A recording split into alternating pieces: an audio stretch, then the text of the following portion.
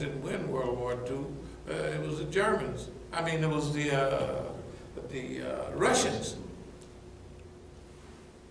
5 out of every 6 Germans killed was killed by a Russian.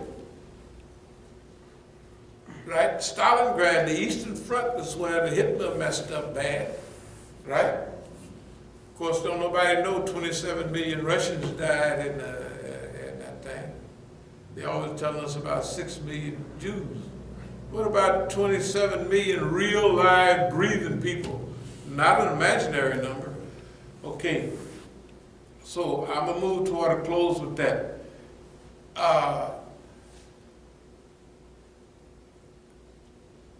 If a person hadn't been coming by here a lot, I might sound like this the craziest man in the world. That's okay. What I'm saying is that all of us have to take chances. You know, this type of suggestion. Did you ever see the movie Geronimo? When they had their weapons and they was making a treaty with General Crook, where he turned out to be one of them himself. Not him.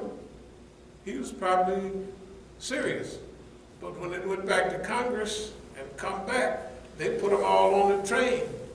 That's when the Indians that helped catch him, the other Apaches, they said, okay, throw down your weapons when they was loading them on the train. They was looking around, the boss man, we with you. You're an Indian.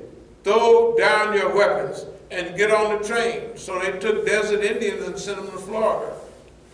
You took Florida Indians and Seminoles and sent them to the desert. Boy, this white man, look, we know who we're dealing with. That's why we say he headbutts, right? He puts poison and all kind of stuff on the gloves. He cheats. He got the judges. This guy got the Army on his side. He got the Navy on his right. He got everything on his side. He still cheats. He'll still set you up. This is your dope. Right? So we're not imagining what, but we're taking a chance. We're saying, boss man, you got to have some sense. You got to have some sense, and you got to take a chance. You deserve, you don't really deserve a chance, but you need to balance off your behavior. Because Big Don was just floating around in Europe in a balloon with a big diaper on and a pen. That diaper pen, always a pen.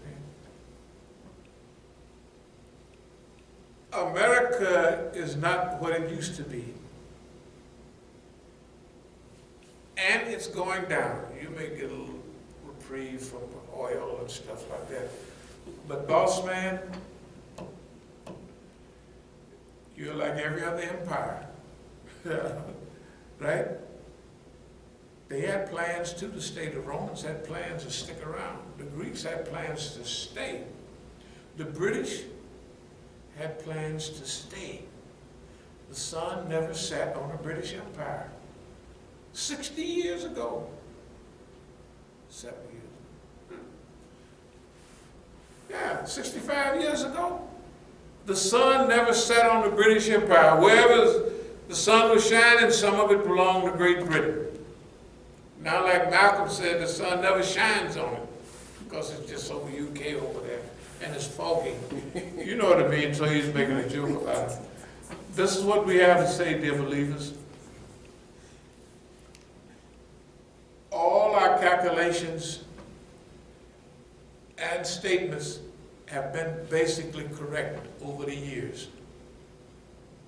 We're tired of being right. You know, like you're right, you're right.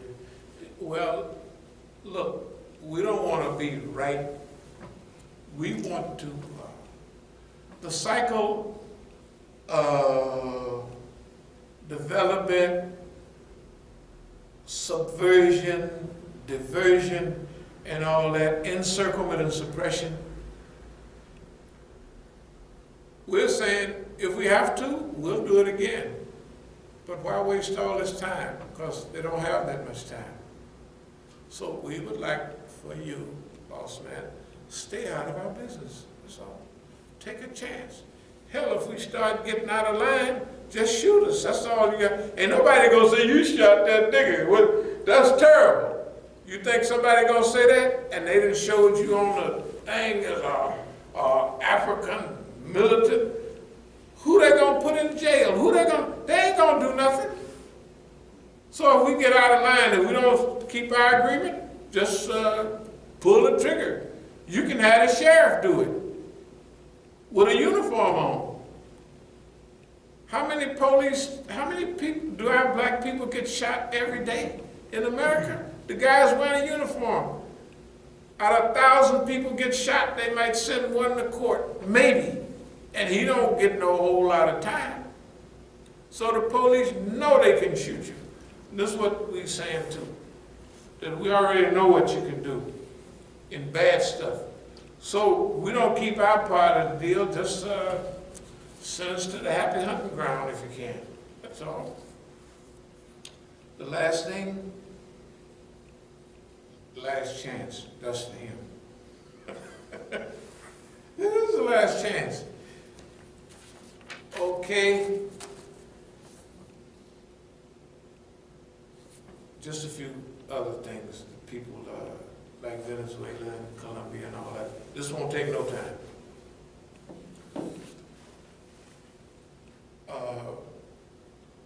A lot of you may not understand totally what's going on in Venezuela, but and what have you. But the U.S. started what was called gunboat diplomacy over 100 years ago. I mean, they just drive like when they wanted the Panama Canal, they just sent a gunboat down there and made a new country, that's all. Panama's about this wide. All they wanted was the room for a canal, so the Panama is about that wide, right? And they stole it from Colombia. Yeah, they just stole, like they stole Mexico, they just steal, they just go down, they said, here we are, we're gonna take this, and that's it. Now, some years ago, M19 and the FARC, they were decades old in those days. Those were revolutionary groups. They started, they got involved in the cocaine trade. When they got involved in the cocaine trade, my goodness, they could buy new weapons and all this stuff from the Israelis, of course. And guess what? They start taking territory after territory. This is in Colombia, next to Venezuela. So then they opened up 7 U.S. bases in Colombia. Did anybody know they was down there? It was 7 military bases in Colombia. They might still be there, they might be gone. But that's what fought the guerrilleros, the guerrillas, and they fought them. And then they evidently fought them so well that that's why the FARC, the Revolutionary Armed Forces, made a peace treaty last year or the year before last with the Colombian government. They so-called gave up their arms and they said, we'll join the government. Why? It's because the same thing happened when Anwar Sadat moved on the Israelis in '73.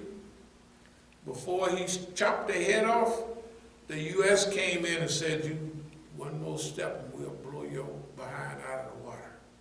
That's the U.S. talking to the Egyptians.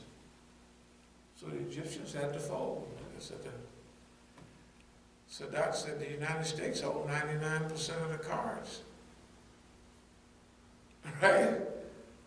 So they made whatever that convention was. So in Colombia, they used to having their way in South America. If you would remember, Chavez a few years ago was making so much money that he even had Citgo hook up here in America to help people whose heating bills were so high. He helped them right here in America. He also helped Latin American countries too. So Venezuela was on the bad list. They had tried to kill Chavez before, but then he popped up with cancer, and it looks like a government cancer. He said, we're practicing socialism, but not old socialism, modern, up-to-date socialism. In other words, we have, so we're going to help our friends a little bit. So they helped Cuba, they helped everybody.